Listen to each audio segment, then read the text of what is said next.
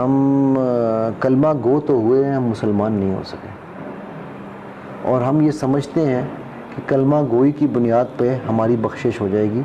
تو میرا یہ سوال ہوتا ہے کہ یہود بھی یہی سمجھتے تھے، اللہ نے قرآن میں بتا دیا ہے اور کہتے تھے پوچھو اللہ قرآن میں ان سے، کہتے ہیں ان سے پوچھو میں نے تم سے کب وعدہ کیا اس بات کا، رائٹ؟ سو میں NLP کیا، باڈی لینگویج کیا، سلوا کیا، یہ ساری چیزیں کرنے کے بعد بہت دیر میں نے شبلی نعمانی کی کتاب ہے سیرت النبی، جو کہ میرے نزدیک بڑی مستند بڑی پیاری کتاب ہے، وہ میں نے بہت عرصہ پہلے یونیورسٹی میں پڑھی تھی، پڑھ لی، ٹھیک ہے یار ختم ہوئی، پڑھ لی کتاب، لیکن شاید وہ میں سمجھ نہ پایا۔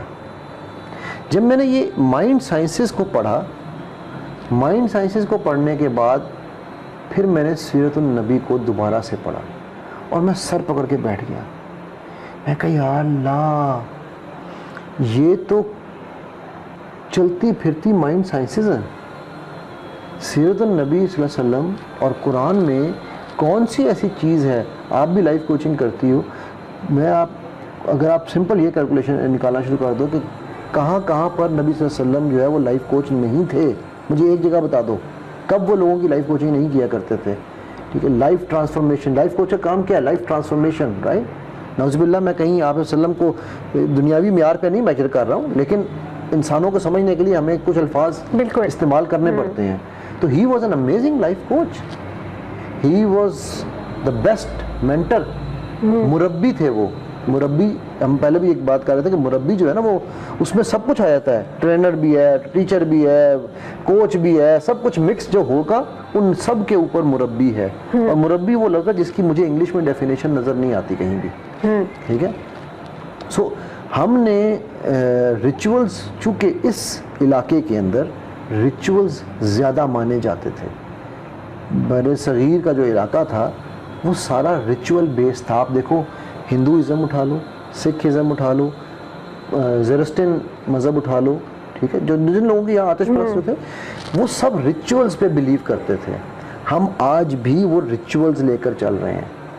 ہم نماز بھی اس لیے پڑھتے ہیں کہ ہم نے ٹک کرنا ہے، ایک ٹک ہو گیا، فجر ہو گئی ٹک، ظہر ہو گئی ٹک، پھر دوسرا ٹک، مسجد میں پڑھ لی ٹک، تیسرا ٹک، تکبیر اولیٰ سے پڑھ لی ٹک۔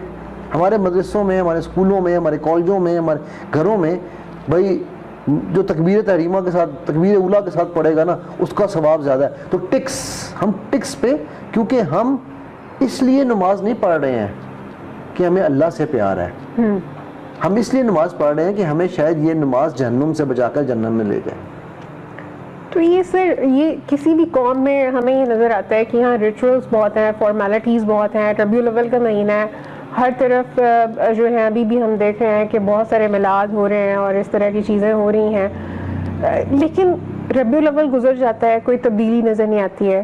اس کے بعد بھی آپ صلی اللہ علیہ وسلم کے اسوہ کی 1% جھلک ہمارے معاملات میں نظر نہیں آتی، اخلاق میں نظر نہیں آتی، کردار میں نظر نہیں آتی۔ تو یہ کب ہم ان ریچولز، ایک تو ریچولز میں پڑے کیوں ہوئے اتنا زیادہ، اور اصل روح کی طرف کیوں نہیں جا رہے کہ ہم نے اس کو غور سے پڑھا سمجھا نہیں ہے، اور اگر ریچولز میں اب پڑھ ہی چکے ہیں تو اس سے نکلیں کیسے اور اصل روح کی طرف کیسے آئیں؟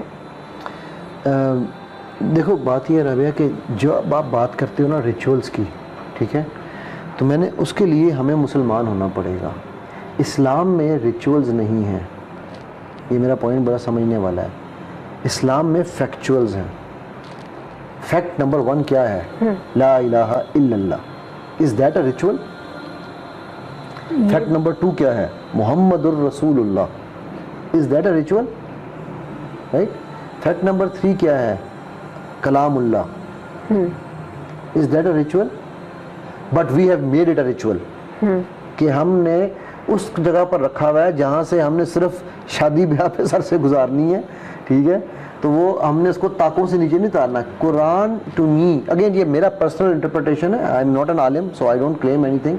قرآن to me is a bedroom book, میں نے اسے بیڈ روم بک، میں بیڈ روم بک خدا نخواستہ اس پہ نہیں کہہ رہا کہ اس کے اوپر چڑھ کے ہم نعوذ باللہ من ذالک کوئی مسئلہ ہے۔ بیڈ روم بک کا مطلب ہے کہ یار مجھے جب بھی ہیلپ چاہیے میں اٹھاؤں پڑھ لوں۔ وہ میں نے اتنی اوپر رکھی ہوتی ہے کہ میں کہتا ہوں یار 2 سٹیپ اوپر لے کے سیڑھی رکھ کے اتاروں گا تو پھر میں بعد میں کسی مولوی سے پوچھ لوں گا یا کسی یوٹیوب چینل سے پوچھ لوں گا۔